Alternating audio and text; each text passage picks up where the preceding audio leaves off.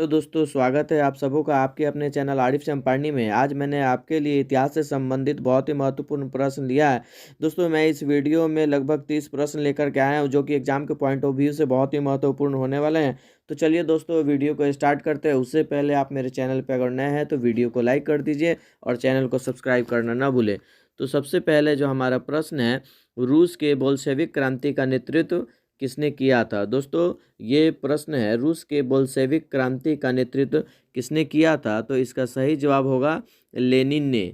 रूस के बोल्शेविक क्रांति का नेतृत्व किसने किया था, लेनिन ने। दोस्तों अब हम अगले प्रश्न की तरफ बढ़ेंगे। अगला जो हमारा प्रश्न है, बोल्शेविक क्रांति कब हुई। दोस्तों प्रश्न है बोल्शेविक क्रांति कब हुई, तो इसका सही जवाब होगा बोल्शेविक क्रांति नवंबर 1917 में हुई थी। अब हम दोस्तों तीसरे प्रश्न की तरफ बढ़ेंगे।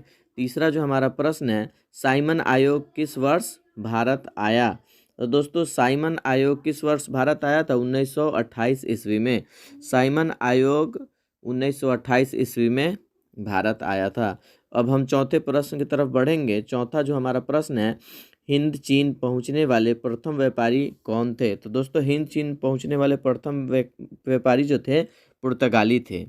दोस्तों इसी तरह हम अगले प्रश्न की तरफ बढ़ेंगे। अगला जो हमारा प्रश्न है, जनसंख्या का घनत्व सबसे अधिक कहाँ होता है। जनसंख्या जो है घनत्व में सबसे अधिक कहाँ होता है, महानगरों में। दोस्तों महानगरों में जनसंख्या घनत्व काफ़ी ज़्यादा ही होती है। अब हम छठे प्रश्न की तरफ बढ़ेंगे। छठा जो हमारा प्रश्न है, कार्ल मार्क्स का जन्म कहाँ हुआ था। दोस्तों यहाँ प्रश्न में पूछा जा रहा है कार्ल मार्क्स का जन्म कहाँ हुआ था, तो इसका सही जवाब है जर्मनी में। कार्ल मार्क्स का जन्म जर्मनी में हुआ था। अब हम अगले प्रश्न की तरफ बढ़ेंगे। अगला जो प्रश्न है, अप्रैल थीसिस किसने दी। दोस्तों ये बहुत ही महत्वपूर्ण प्रश्न है एग्जाम के पॉइंट ऑफ व्यू से। तो ये प्रश्न है, अप्रैल थीसिस किसने दी थी, तो इसका सही जवाब होगा मार्टिन लूथर ने। अप्रैल थीसिस मार्टिन लूथर ने दी थी। आठवें प्रश्न की तरफ हम बढ़ेंगे। आठवां जो हमारा प्रश्न है, लखनऊ समझौता किस वर्ष हुआ था। दोस्तों लखनऊ समझौता किस वर्ष हुआ था, तो आपको ये सन याद करना है। 1916 ईस्वी में लखनऊ समझौता हुआ था। लखनऊ समझौता 1916 ईस्वी। नौवें प्रश्न की तरफ हम बढ़ेंगे। नौवां जो हमारा प्रश्न है, भारतीय राष्ट्रीय कांग्रेस के पहले अध्यक्ष कौन थे। तो दोस्तों भारतीय राष्ट्रीय कांग्रेस के पहले अध्यक्ष लाला हरदयाल जी थे। इसी तरह प्रश्नों में हम अगले प्रश्न चलते हैं। अगला जो हमारा प्रश्न है, विश्व व्यापार संगठन की स्थापना किस वर्ष की गई। दोस्तों विश्व व्यापार संगठन की स्थापना किस वर्ष की गई, तो इसका सही जवाब है 1995 ईस्वी में। विश्व व्यापार संगठन की स्थापना 1995 ईस्वी में की गई। 11वें प्रश्न की तरफ हम बढ़ेंगे। 11वां जो हमारा प्रश्न है, किस देश की अर्थव्यवस्था मिश्रित है। दोस्तों यहाँ पे प्रश्न पूछा जा रहा है किस देश की अर्थव्यवस्था जो है मिश्रित है, तो इसका सही जवाब होगा भारत।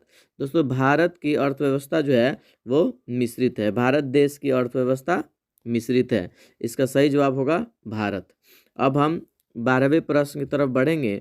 12वां जो हमारा प्रश्न है, सेवा क्षेत्र में कौन सी क्रिया शामिल है। तो दोस्तों यहाँ पे प्रश्न पूछा जा रहा है सेवा क्षेत्र में कौन सी क्रिया शामिल है, तो इसका सही जवाब होगा सेवा क्षेत्र में यातायात, संचार एवं बैंकिंग क्षेत्र जो है शामिल है। सेवा क्षेत्र में कौन कौन सी क्रिया शामिल है, यातायात, संचार और बैंकिंग।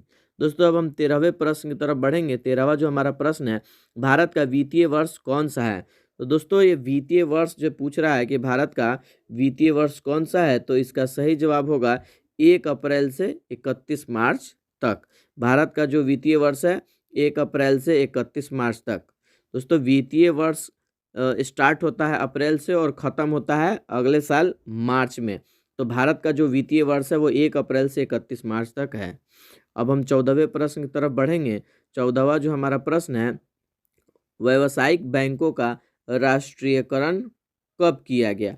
दोस्तों यहाँ पे पूछ रहा है जो व्यावसायिक बैंक है उसका राष्ट्रीयकरण कब किया गया, तो इसका सही जवाब होगा 1969 ईस्वी में। व्यावसायिक बैंकों का राष्ट्रीयकरण 1969 ईस्वी में किया गया। 15वें प्रश्न की तरफ हम चलेंगे। 15वां जो प्रश्न है, गरीबी के कुचक्र की धारणा किस अर्थशास्त्र ने दी थी। दोस्तों ये सारे जो प्रश्न मैंने लिए हैं ये आने वाले बोर्ड एग्जाम में बहुत ही महत्वपूर्ण हो सकते हैं, तो आप एक नोटबुक लेकर के इसमें नोट करके याद कर सकते हैं। 15वां जो हमारा प्रश्न है, गरीबी के कुचक्र की धारणा किस अर्थशास्त्र दी थी। तो दोस्तों इसका सही जवाब होगा रेगनर नक्स, गरीबी के चक्र के जो दी थी, ये इसका सही जवाब होगा रेगनर नक्स। दोस्तों अब हम 16वें प्रश्न की तरफ बढ़ेंगे। 16वां जो हमारा प्रश्न है, मंदार हिल किस जिला में स्थित है। दोस्तों मंदार हिल जो है वो किस जिला में स्थित है, इसका सही जवाब होगा बांका में। मंदार हिल बांका जिला में स्थित है। 17वें प्रश्न की तरफ हम बढ़ेंगे। 17वां जो हमारा प्रश्न है, काजीरंगा राष्ट्रीय उद्यान कहाँ है। तो दोस्तों काजीरंगा उद्यान राष्ट्रीय उद्यान जो है वो असम में स्थित है। काजीरंगा राष्ट्रीय उद्यान असम में। दोस्तों ये हमें याद रखना है, काजीरंगा राष्ट्रीय उद्यान असम में स्थित है। 18वें प्रश्न की तरफ बढ़ेंगे। दोस्तों 18वां प्रश्न बहुत ही महत्वपूर्ण है। दोस्तों ये हमें लगभग याद ही होगा, लेकिन फिर भी हम दोस्तों इसे देख लेते हैं प्रश्न को। ये हमारा जो प्रश्न है, संजय गांधी जैविक उद्यान कहाँ स्थित है। दोस्तों संजय गांधी जैविक उद्यान कहाँ स्थित है, तो इसका सही जवाब होगा पटना। संजय गांधी जैविक उद्यान जो है वो पटना में स्थित है। अब हम 19वें प्रश्न की तरफ चलेंगे। 19वां जो हमारा प्रश्न है, ऊर्जा का गैर पारंपरिक स्रोत कौन सा है। दोस्तों यहाँ पे पूछा जा रहा है ऊर्जा का गैर पारंपरिक स्रोत कौन सा है, तो इसका सही जवाब होगा सौर ऊर्जा। ऊर्जा का गैर पारंपरिक जो स्रोत है वह सौर ऊर्जा है। अब हम 20वें प्रश्न की तरफ बढ़ेंगे। 20वां जो हमारा प्रश्न है, काली मृदा का दूसरा नाम क्या है। तो दोस्तों काली मिट्टी जो है उसका दूसरा नाम यहाँ पे पूछा जा रहा है। तो काली मिट्टी का दूसरा नाम क्या होगा, रेगुर मृदा। दोस्तों काली मिट्टी का दूसरा नाम होता है रेगुर मृदा। काली मिट्टी का दूसरा नाम रेगुर मृदा, ये दोस्तों हमें याद कर लेना है, काली मिट्टी का दूसरा नाम रेगुर मृदा। अब हम 21वें प्रश्न की तरफ चलेंगे। 21वां जो हमारा प्रश्न है, सुनामी का प्रमुख कारण क्या है।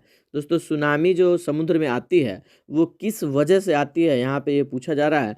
तो सुनामी जो समुद्र में आती है उसका सबसे बड़ा पॉइंट है समुद्र में भूकंप। दोस्तों समुद्र में जब भूकंप आती है उससे सुनामी आती है।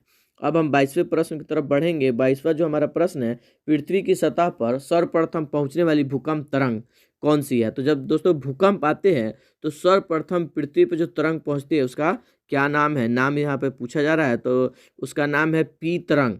जब दोस्तों पृथ्वी पर भूकंप की जो तरंग आती है सर्वप्रथम, उसका नाम है पी तरंग।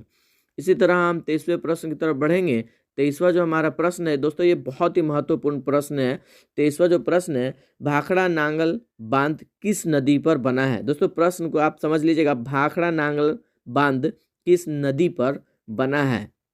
एक बांध है जिसका नाम है भाखड़ा नांगल, तो वो पूछ रहा है कि किस नदी पर बना है, तो इसका सही जवाब होगा सतलज। दोस्तों भाखड़ा नांगल बांध जो है वो सतलज नदी पर बना है।